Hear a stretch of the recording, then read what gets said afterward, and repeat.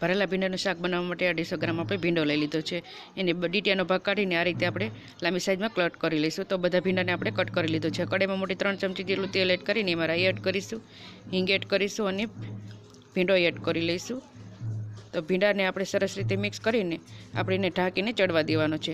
ભીંડો ચડે ત્યાં સુધીમાં આપણે મસાલો એડ કરી લઈશું। 3 ચમચી સિંગદાણાનો ભૂકો લીધો છે, 2 ચમચી તલનો ભૂકો, 1 ચમચી જેટલો આપણે બેસન લીધો છે। હવે એમાં અડધી ચમચી ખાંડ ઉમેરીશું, અડધી ચમચી હળદર ઉમેરીશું, 2 ચમચી જેટલું ધાણા જીરું પાવડર એડ કરીશું, 2 ચમચી જેટલું લાલ મરચું પાવડર એડ કરીશું, સ્વાદ મુજબ મીઠું એડ કરીશું, લીંબુનો રસ એડ કરી અને થોડી કોથમીર એડ કરીને આપણે સરસ રીતે મિક્સ કરી લઈશું।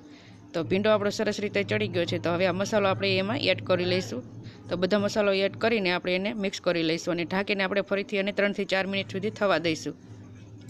તો 3 થી 4 મિનિટ થઈ ગઈ છે અને આપણું સરસ મજાનું ભીંડાનું શાક બનીને તૈયાર છે। તો આ રીતે એકવાર જરૂરથી ટ્રાય કરજો, બધાને ખૂબ જ ભાવશે।